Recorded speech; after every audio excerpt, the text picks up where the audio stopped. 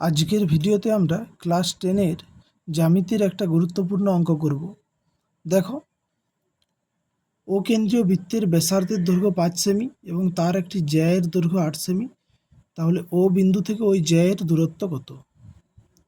তাহলে দেখো, যেটা বলা আছে আমরা সেই রকম একটা ছবি আঁকব।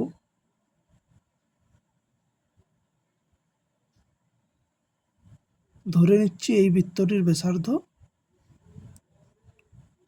5 সেমি, ও কেন্দ্রীয় বৃত্ত যার ব্যাসার্ধ 5 সেমি এবং একটি জ্যায়ের দৈর্ঘ্য 8 সেমি। আমরা ধরে নিলাম এই জ্যাটির দৈর্ঘ্য 8 সেমি। এটার নাম দিলাম এবি। তাহলে দেখো, ওবি যদি যুক্ত করি, ওবিটা ব্যাসার্ধ, তাহলে ওবি এর দৈর্ঘ্য হবে 5, মানে ব্যাসার্ধ। তাহলে ও বিন্দু থেকে এর লম্ব দূরত্ব সেটা নির্ণয় করতে হবে, মানে জ্যায়ের দূরত্ব মানে লম্ব দূরত্ব।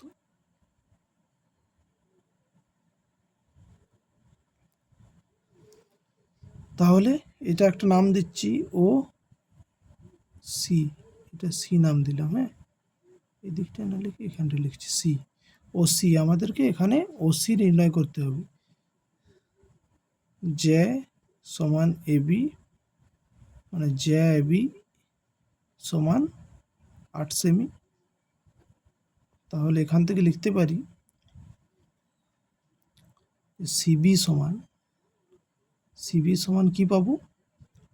আমরা জানি কি বৃত্তের কেন্দ্র থেকে জ্যার ওপর লম্বটা জ্যাটাকে সমান দুভাগে ভাগ করে, অর্থাৎ এসি সমান বিসি, মানে সিবি সমান 8/2, মানে 4 সেমি।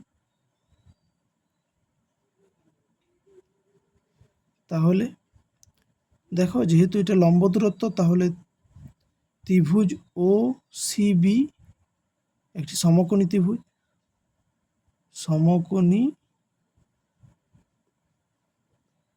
ত্রিভুজ ও সিবি থেকে পাই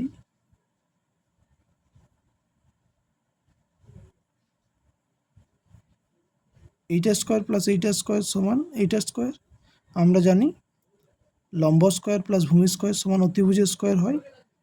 তাহলে এখান থেকে লিখতে পারি OC square plus CB square equal to OB square.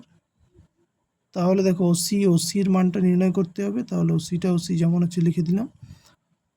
সিবির মান পেয়েছি 4 স্কোয়ার। আর ওবি মানে ব্যাসার্ধ, সেটা দেওয়া আছে 5 সেমি, তাহলে 5 স্কোয়ার।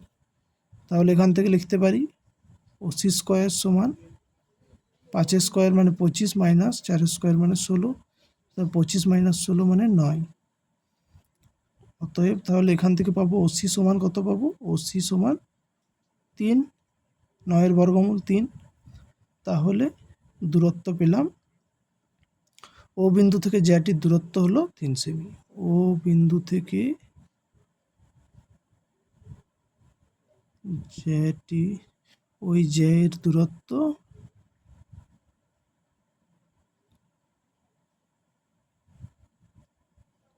3 সেমি।